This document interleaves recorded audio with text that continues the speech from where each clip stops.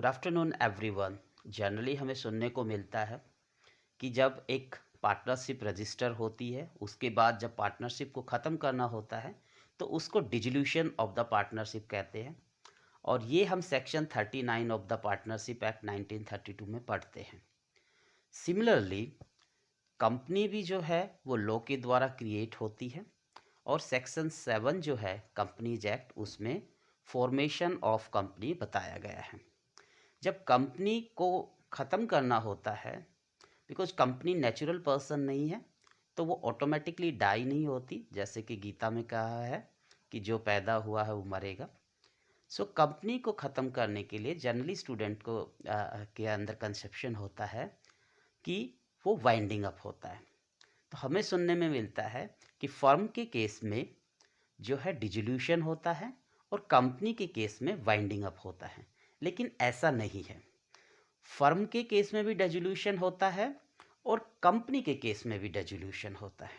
Dissolution is the process जिसके द्वारा इन institutions को एंड किया जाता है।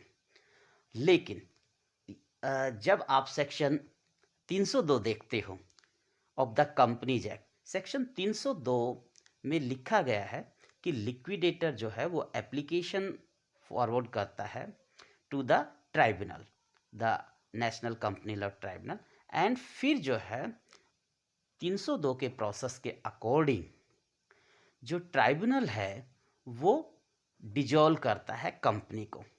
तो फिर ये वाइंडिंग अप क्या है और वाइंडिंग अप की ज़रूरत क्या होती है कंपनी में? देखिए साथियों, कंपनी और फर्म की जो कॉन्स्टिट्यूशन है और उसके लीगल स्टेटस में बहुत बड़ा अंतर है। कंपनी अपने आप में एक सेपरेट लीगल पर्सन होती है और ये हम section 9 of the companies act 2013 से हम पढ़ते हैं कि जब कंपनी रजिस्टर हो जाती है तो वो अपने आप में एक सेपरेट लीगल पर्सन होती है। लेकिन ये कॉन्सेप्ट जो है वो फर्म के केस में, पार्टनरशिप के केस में नहीं होता। अगर आप सेक्शन 4 को पढ़ते हो पार्टनरशिप एक्ट में, तो वो कहता है the person to the partnership individually known as partners and collectively known as the firm. So firm जो है वो कुछ नहीं होती है, फर्म कंपाउंडियम ऑफ पार्टनर्स होता है और पार्टनरशिप उनके बीच का एक रिलेशनशिप होता है। यहाँ पे जो लाइबिलिटी है फर्म के केस में वो पार्टनर्स की ज्वाइंट एंड सेवरेबल होती है, लेकिन वहाँ पे कंपनी के केस में पार्टनर्स की लाइबिलिटी, अगर वो लिमिटेड लाइबिलिटी कंपनी है तो लिमिटेड लाइबिलिटी होती है। लेकिन कंपनी अपने आप में सेपरेट पर्सन होता है, सारा बिजनेस कंपनी का होता है। और फर्म के केस में जो है पार्टनर्स जो है वो ज्वाइंटली एंड सेवरेबली लाइबल हैं, लेकिन कंपनी के केस में इस तरह की लाइबिलिटी नहीं होती। जो भी प्रॉपर्टी होती है कंपनी के केस में वो सारी जो है कंपनी के नाम पे होती है, चाहे वो मूवेबल प्रॉपर्टी हो, चाहे वो इमूवेबल प्रॉपर्टी हो, टेंजिबल हो, इंटेंजिबल हो। और ये सारी चीज़ें सेक्शन 9 में लिखी हुई हैं। लेकिन इस तरह की चीज़ें जो है वो पार्टनरशिप में नहीं होती, क्योंकि पार्टनरशिप एक सेपरेट लीगल पर्सन नहीं है। तो जब पार्टनरशिप को जब डिजोल्व किया जाता है तो सेक्शन 39 जो बताता है कि वो डिजोल्यूशन का प्रोसेस जो बताता है, तो वहाँ पे ऑटोमेटिकली उसको डिजोल्व करके एंड कर दिया जाता है।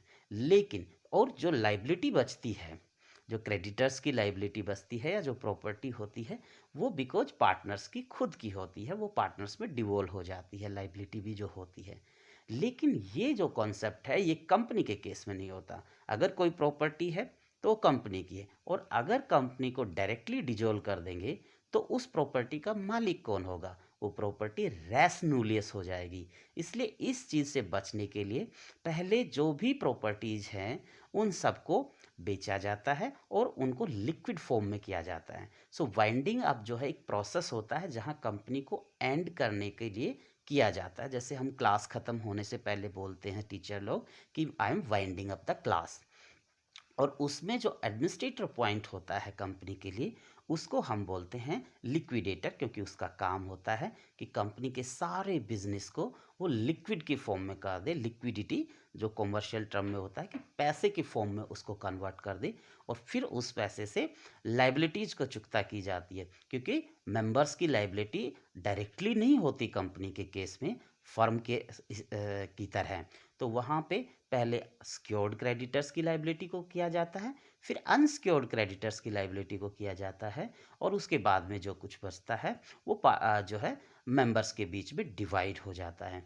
इसलिए ये जो पूरा प्रोसेस है, जो सेक्शन 271 जब हम पढ़ते हैं द कंपनीज एक्ट में, तो उसमें वाइंडिंग अप के बारे में बताया गया है।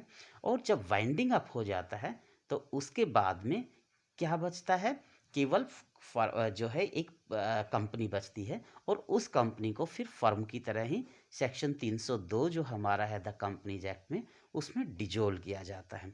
तो साथियों, स्टूडेंट्स कभी भी ये कंफ्यूज नहीं होना कि फर्म के केस में डिजोल्यूशन होता है एंड कंपनी के केस में वाइंडिंग अप होता है। फर्म के केस में भी डिजोल्यूशन होता है, कंपनी के केस में भी डिजोल्यूशन होता है। वाइंडिंग अप की जो प्रोसीडिंग है वो डिजोल्यूशन से पहले की प्रोसीडिंग है, और वो इसलिए है क्योंकि कंपनी की जो नेचर है वो फर्म से डिफरेंट होती है। कंपनी अपने आप में एक सेपरेट लीगल पर्सन होती है, और इसलिए अगर उसको डायरेक्ट डिजोल्व करेंगे तो उसकी लाइबिलिटीज़, जो क्रेडिटर्स के जो पैसा है वो, और जो उसकी प्रॉपर्टी है, उनको एडमिनिस्टर करने में या उनके साथ में दिक्कत आती है। इसलिए वाइंडिंग अप का प्रोसेस होता है। Thank you everyone.